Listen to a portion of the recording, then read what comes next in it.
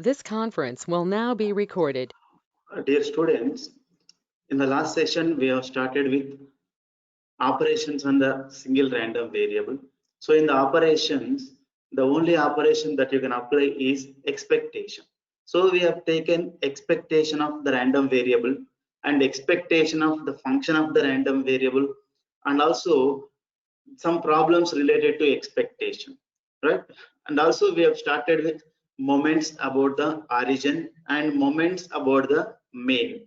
The moments about the origin and moments about the mean will give the statistical parameters for analyzing any random experiment, right? So here moments about the mean can also be called as the central moments, right? And we have discussed that the first moment about the origin can also be called as the statistical average or mean value of the random variable, and the second moment about the origin can also be called as the mean square value, one of the statistical parameter. And in the central moments we have discussed that the second order central moment is called variance, and the square root of the variance is called standard deviation. The third order central moment is called skew. So now, as I said, the variance is the measure of dispersion of the probability density function from the mean value. That is, how much dispersion we have in the density function can be known by finding the variance value, right? Therefore, the variance is going to play a major role in the statistical analysis of the experiments, right? So therefore, I am going to discuss about the properties of variance. And the first property of the variance is sigma ax square equal to a square sigma x square. If at all, if the random variable is multiplied by a constant, and if I find the variance of it, that is absolutely equal to a square times the variance of the random variable x, right? So here the proof for this can be taken like this. So here sigma ax square equal to, as per the definition of the variance sigma x square equal to second order central moment, that is expectation of or e of x minus x bar whole square, or therefore I can write the sigma ax square equal to, in the place of x I can write ax minus ax bar whole square. So therefore if I take the expression expectation of ax minus ax bar whole square, I can rewrite the expression like this. So here, after rewriting the particular expectation like this, I can write the resultant as a square as out of the expectation. Therefore, a square into e of x minus x bar whole square. So which is nothing but a square into this particular function. This particular expression is nothing but variance of the random variable x, right? So it is a small proof, and sometimes in the exams you may be asked to write and prove the properties of variance. So therefore be careful while proving the properties. And the second property is sigma x plus a whole square. So if at all, if any random variable is added by a constant, and if I find the variance of it, and the variance of it is absolutely equal to the variance of the random variable itself, right? So here you can prove this. So that is sigma x plus a whole square can be represented as expectation of x plus a plus minus x plus a bar whole square, right? Anyway, a is constant, so therefore here this particular x plus a whole bar is nothing but expectation of x plus a, right? Expectation of x plus a is nothing but expectation of x plus expectation of a. Anyway, we know expectation of constant is again constant. So therefore, I can write it as e of x plus a minus x bar minus a whole square. If I take the my a minus a equal to 0, or these two gets cancelled and equal to sigma x square. This is the second property of the variance, right? So we do have the third property. The third property is, if I have two random variables, and if I take the sum of two random variables or subtraction of two random variables, and if I find the variance of the resultant, that particular variance equal to sigma x square plus sigma y square, plus or minus, depends upon the application, maybe sum or subtraction, right? So here 2 into e of xy minus e of x into e of y. So here about this e of xy, we are going to discuss much about this e of xy in the operations on multiple random variables, right? So anyway, you can prove this. So here I'm just taking the general expression for variance, that is sigma x plus or minus y square equal to expectation of x plus or minus y minus minus x plus or minus y bar whole square. So that is I am applying a minus b whole square formula here, and if I write a minus b whole square formula, it becomes a square plus b square plus or minus 2ab based on the application, that is. So here I am going to get the resultant expression, that is sigma x square plus sigma y square plus or minus 2 into expectation of xy minus x bar y square. It's a simple mathematics, no need to worry about it. You just apply the formula x plus or minus y minus x plus or minus y bar whole square. You just apply a minus b whole square formula and you simplify the expression. We are going to get the resultant as sigma x square plus sigma y square plus or minus 2 into expectation of xy minus x bar into y bar, or you can say e of x into e of y, right? Simple proof. So here these are the three basic properties for the variance, and you need to remember the properties along with the proofs, right? So next let us go to the problem. So here a test engineer discovered, a real-time application is given here. A test engineer discovered that the CDF stands for cumulative distribution function of the lifetime of an equipment in years is given by. So what is this? Lifetime of an equipment, nothing but here it is what is this? Exponential function, right? Exponential distribution. It is nothing but exponential distribution, and equal to 0 when x is less than 0, and is in between 0 to infinity. The function is 1 minus e power minus x by 5. What are you supposed to find now? What is the expected lifetime of the equipment? Expected lifetime of the equipment. What is the variance of the lifetime of the equipment? You're supposed to find expectation e of x and variance, that is sigma x squared, right? Simple problem. So from the definition of the CDF, we can see that x is a random variable that takes only non-negative values. Why? Because for x less than 0, the function equal to 0, right? Therefore the limits only exist from 0 to infinity, right? The same thing I'm going to take. The expectation value is e of x equal to, it is also another formula you can write, integral minus infinity to plus infinity is the actual formula. You can write now as it is 0 for all negative values. It is a non-negative function. I can write from 0 to infinity, right? So here therefore by substituting the function, I can get the expectation value as e of x equal to 5, right? Similarly, you can calculate variance. So what is the formula for variance? So usually for finding the variance, I am first finding the fx of x. Why? Because I would like to find e of x square. So to find e of x square, anyway, we have the shortcut for e of x. If you know the distribution function, you can find the e of x, right? But here you cannot find the e of x square if you know the distribution function. So therefore here I am going to take the conventional formula for finding the fx of x, which is equal to d by dx of capital Fx of x. So by differentiating the function given, that is 1 minus e power minus x by 5, I am going to get the expression as 1 by 5 e power minus x by 5 for x greater than or equal to 0. For negative values it is equal to 0, right? So it is the fx of x. So how to find the variance? We know the formula. What is the formula? Sigma x square equal to e of x square minus e of x whole square. So we have got e of x already. We are supposed to find e of x square. So therefore here The second moment is E of x square equal to integral minus infinity to plus infinity x square into fx of x dx. So therefore 1 by 5 integral minus 0 to infinity. Why? Because the fx of x is a non-negative function. We have derived now. X 0 to infinity x square e power minus x by 5 dx. So therefore here to simplify this, I am just using the simple integration knowledge, mathematical knowledge, right?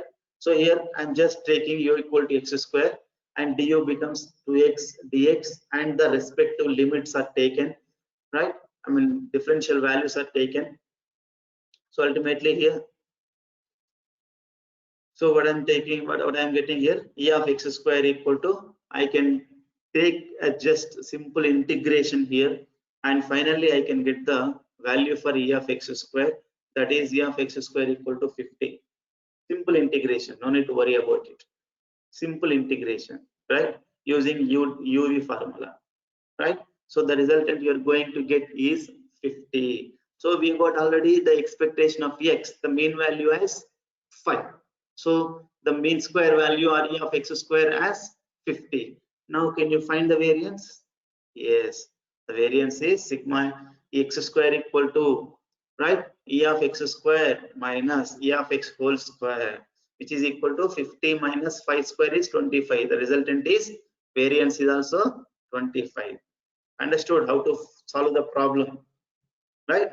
So it is, first thing is, whenever you are supposed to find the variance, first you need to find the mean value and the mean square value, and then by applying the relation between the variance, mean and mean square value, I can find the variance value, right? Another example, a real-time example. A shopping cart contains 10 books whose weights are as follows. There are 4 books with a weight of 1.8 lbs each, and 1 book with a weight of 2 lbs, 2 lbs, 2 books with a weight of 2.5 lbs each, and 3 books with a weight of 3.2 lbs each. Already I have said on the other day, when the problem is given, read it twice, then only you can understand better, right? So what is the given problem? What is the given one? A shopping cart. A cart contains how many books? 10 books, right? So what are the weights of them? Out of the 10, 4 are with 1.5 lbs.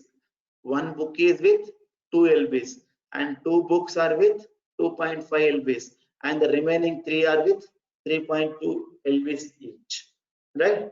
So what are the requirement here? What is the mean weight of the books? You are supposed to find mean value of the weight of the books. Second question is, what is the variance of the weights of the book? You are supposed to find mean value of the weights of the books. So why? Because different books, number of books are with different weight, right? And also you are supposed to find variance. Just pause the video and try to think, try to solve the problem. Yeah, coming to the solution. So as I said, you are supposed to find the mean value of what? Weights of the books. So therefore, first, how many number of books are there? 10 number of books. The fractions of books in each weight category are, so first, fraction of books with weight 1.8. How many books out of 10? 4 books. So 0.4. Similarly, how many books are with weight 2? 1 by 10, that is 0.1. And how many books are with weight 2.5 lbs? 2 by 10, that is 0.2. Similarly, with the weight 3.2 lbs, 3 by 10, that is 0.3. Right? So why? Because what? Why should I take this? Why? Because I need to take the probability values. Let y be the random variable that denotes the weights of the books, since these fractions are essentially the probabilities of occurrence of these weights. Why? Because out of 10, if I pick a book, just if I pick a book, so what may be the weight of that book, right? Any weight out of 4 weights, you can get any of the weight. So what is the probability of getting the book with the weight 2.0 lbs? Ultimately 0.1. Why? Because Out of the 10 books, only one book is with the weight 2 lbs, right? So therefore here only one book is having the weight 2 lbs. The probability is 0.1 or 1 by 10, right? So that is 2 lbs weight book probability is 0.1. 2.5 lbs book probability is 0.2. Like that you can take, right? So 1.8 lb, 2 lb, 2.5 lb, 3.2 lbs can be considered as elements of a particular random variable. Here it is considered as y, right? So therefore, how do you write the expectation? 0.4 into the weight 1.8 plus 0.1 probability into 2.0 as per the formula for the discrete random variable. The random variable y is discrete here. Formula is E of y equal to summation I equal to 1 to n. What is the formula? Yi into probability of yi. Fine. Simple application. Can you try variance? Yes. Formula, as per the formula, as it is discrete random variable, summation k equal to 1 to 4 y minus r xi minus, there we have taken xi minus x bar, so let it be yk minus y bar. Y bar is any expectation whole square into probability of individual element py of yk, right? So substitute the values. So anyway y bar is already derived, that is equal to 0.4. yk is nothing but elements of the random variable y. What is the random variable? Weights of the books. That is elements are 1.8, 2.0, 2.5 and 3. Right? So therefore I'm just taking, sorry, 2.38 is the mean value. 2.038 is the mean value. So therefore 1.8 minus 2.38 whole square into, that is the respective probability. That is the, what is the probability of the book? 1.8 lbs, 0.4. Similarly here, what is the probability of book with weight 2.0 lbs? 0.1. Like that, I'm just substituting all the values in the equation and the resultant value is 0.3536. Simple problem. Why I am concentrating more on the problem? Why? Because it is complete problematic subject. You are supposed to take the statistical analysis, which takes complete, the analysis is complete mathematical oriented, right? Application oriented. Therefore, I am concentrating more on the problems, more number of problems. And in fact, you try to practice still more number of problems from any prescribed textbook, right? And find the expected value of variance of the random variable x, whose PDF is given by. So what are you supposed to find? Expectation E of x and variance sigma x squared for what? The random variable x. What is the given data? The density function is given lambda into e power minus lambda x for positive values of x and 0 for negative values of x. It is nothing but like expect, that is exponential density function, right? So therefore try to solve the problem. Pause the video and try. Now coming to the solution. Simple solution. The expected value is formula what? Integral minus infinity to plus infinity x into fx of x dx. I'm substituting fx of x. Since it is a non-negative function, the limits are becoming 0 to infinity. It is 0 to infinity. X into lambda into e power minus lambda x dx. Right? I'm just applying UV formula. I'm considering, d equal to lambda into e power minus lambda x dx and u equal to x. Therefore, ultimately v becomes minus e power minus lambda x and du become dx. Substitute them in the UV formula, and by using integration by parts, we can get e of x equal to uv with the limit 0 to infinity minus integral 0 to infinity v into du. I am substituting u, v, and du here, and by simplifying this, by solving this, I can get the expectation of x or the mean value as equal to 1 by lambda, right? Similarly, what I'm supposed to find? Variance, right? And for finding the variance, I know the formula. Variance sigma x square equal to m2 minus m1 square, or e of x square minus e of x whole square. Already we have derived e of x value. We are supposed to find e of x square. What is the formula?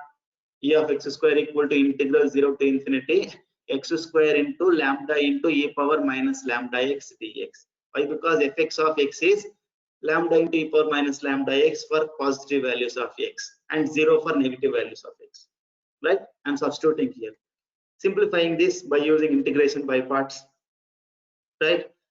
So here by using the integration by parts, I'm going to get the answer for e of x square equal to 2 by lambda square. And see, you have to put more efforts in solving the integration. Why? Because if you do any simple mistake in the integration, it leads to wrong answer, right? Try to put more efforts in finding the integration, which you have learned in the +2, right? And even in the first year of your engineering or BTech, right? Right. So therefore, the variance formula is what?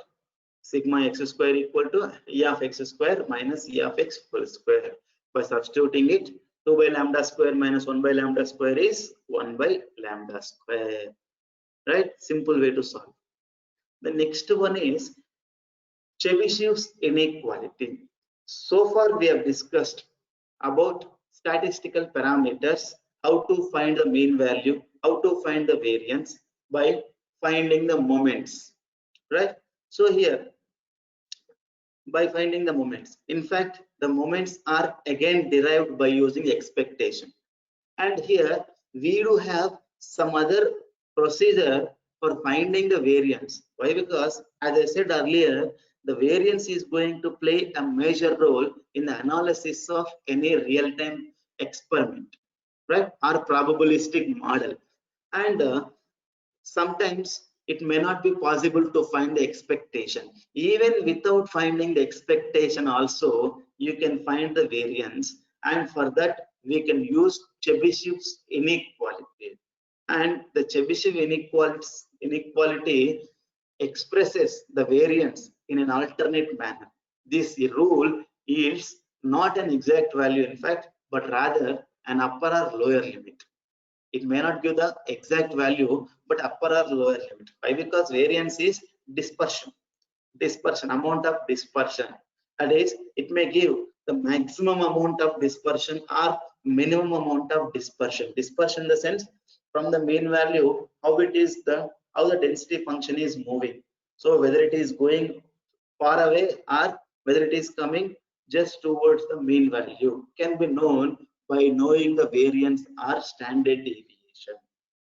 Variance or standard deviation, right? So that is why, because if the dispersion is more, ultimately there are more probabilities possible in the experiment. If the dispersion is less number of probabilities are possible, right or not? Right. So let x be the random variable with a probability density function fx of x, and the mean value is x bar, and the variance is sigma x bar, sigma x square, sorry, sigma x square. Chebyshev inequality states that the probability of x minus x bar is mean value, assuming values larger than a is less than sigma x square by a square. I repeat, Chebyshev inequality states that the probability of, that is p of x minus x bar, assuming values larger than a, that is whatever the value we have for x minus x bar, and if those values are greater than a, and for those the probability is less than sigma x square by a square.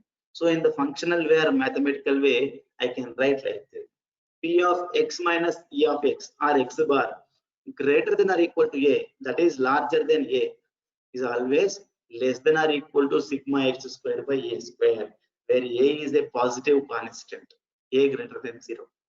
So it is called Chebyshev inequality. We can prove it. I repeat, the probability of what? x minus x bar values which are larger than a. That is the values of x minus x bar larger than a. And for those, the probability may be less than or equal to sigma x square by a square. Right? So it is Chebyshev inequality. By using this, you can find the variance. Right? You can prove this. Right? So here you need to consider like this. The only one assumption is mod x bar. So here I am taking probability of mod x minus x bar. So here, so whenever I say mod in the sense x less than or equal to minus a, x greater than or equal to a. Right?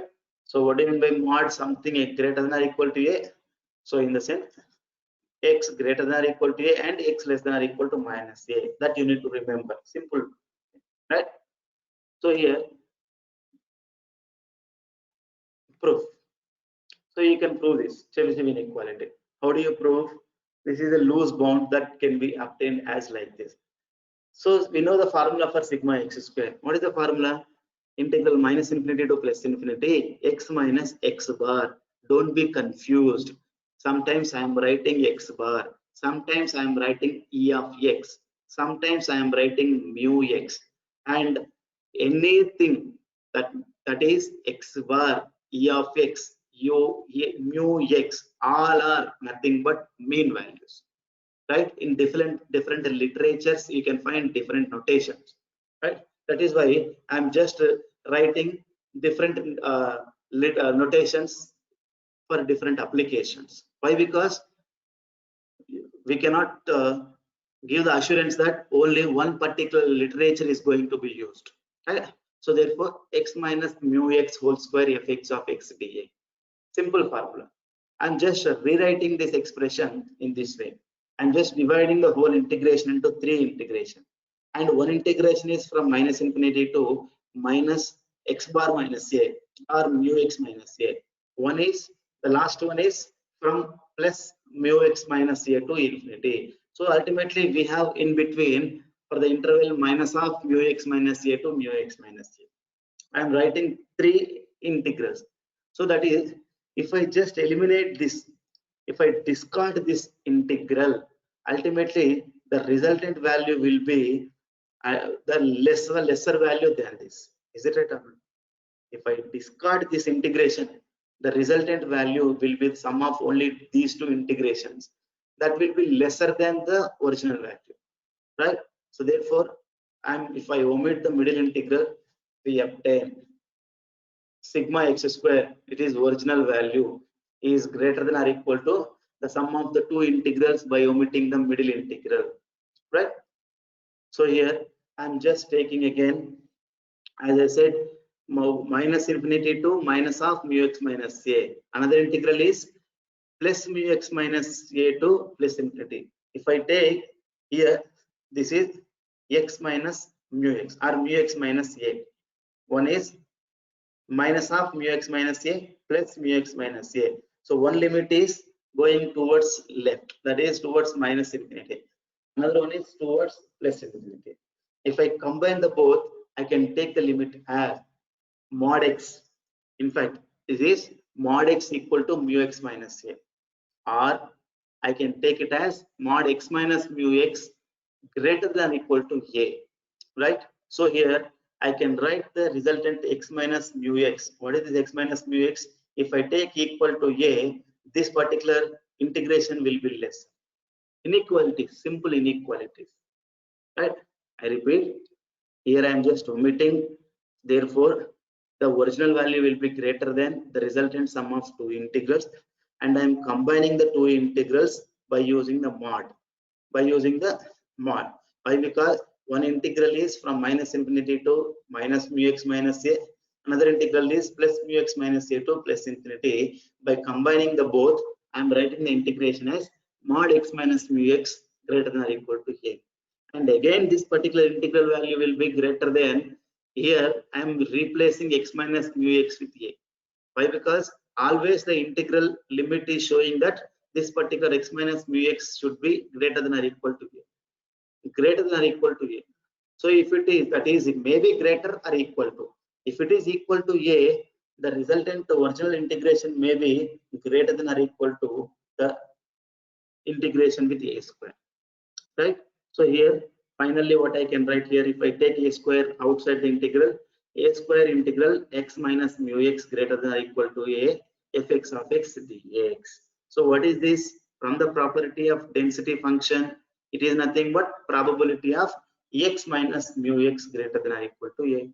So this particular a square into p of x minus mu x mod x minus mu x greater than or equal to a.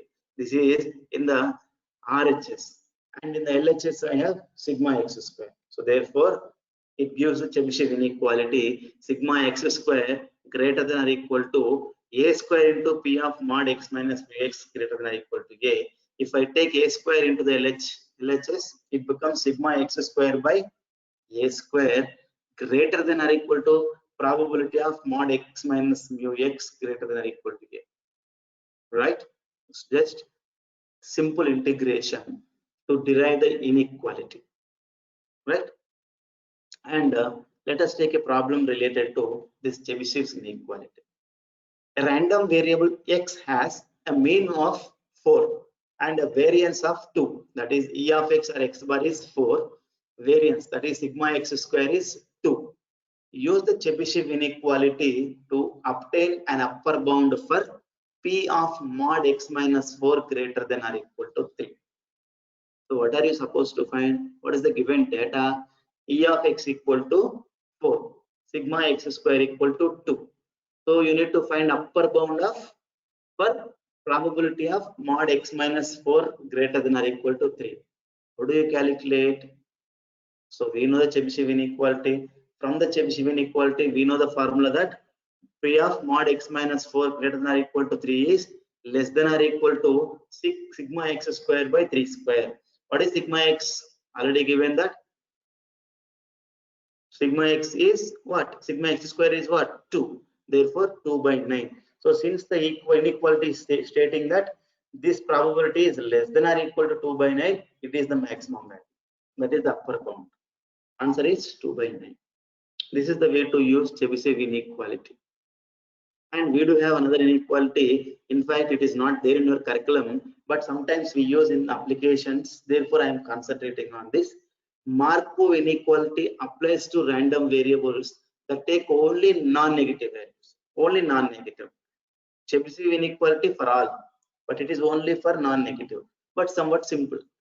If x is a random variable that takes only non-negative values, then for any values, any value a greater than 0, you can write the Markov's inequality like this. Probability of x greater than or equal to a is always less than or equal to e of x by a.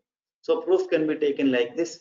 E of x formula, and I am writing the formula with with two integrations. One is from 0 to a, other one is from a to infinity. Here also I am eliminating or omitting integral a 0 to a x into fx of x dx. So therefore the original value will be greater than or equal to integral a to infinity fx x into fx of x, and this I am writing finally a into integral a to infinity fx of x dx by substituting the lower limit here, right?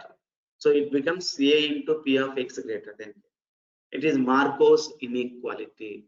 Here you can find you can take a problem related to Markov's. Consider a random variable x that takes values between 0 and 6. If the expected value of x is 3.5, use the Markov inequality to obtain an upper bound for p of x greater than or equal to 5. What is the given data? Random variable values are positive values from 0 to 6. X is in between 0 and 6. Expected e of x is 3.5. Simple problem. If you know the formula, direct answer. E of x is 3.5, right? So direct answer it is 0.7. Understood? This is about inequalities, Chebyshev inequality and Markov's inequality, right? So far we have discussed in this session variance and variance properties, variance and variance property, and how to find the variance and how to find the mean values are discussed, and also we have discussed about inequalities to find the variance. Chebyshev inequality and Markov's inequality, right? Now let us come to a new topic, that is functions that give moments. So we do have some functions which can generate the moments. So why? Because the moments are very important to generate the statistical parameters, right? So we have two functions can be defined that allow moments to be calculated for a random variable x. Two functions are there to generate the moments. In fact, one is characteristic function, other one is moment generating function. One is characteristic function, other one is moment generating function. So let me take the first one, characteristic function. So what is the characteristic function? Characteristic function of a random variable x is defined by, how do you define the characteristic function?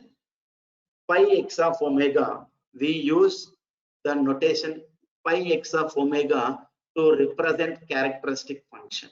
Pi x of omega equal to e of, or expectation of, e power j omega x, right? So expectation of e power j omega x is characteristic function. So in the integration form you can write integral minus infinity to plus infinity e power j omega x into fx of x dx, right? So here what is j? J is nothing but under root minus 1, right? Under root minus 1, or j square equal to minus 1, right? Omega is a real variable in between minus infinity to plus infinity. X is the random variable, right? So understood. So if the above function is written in terms of density function, from this you can derive density function in reverse.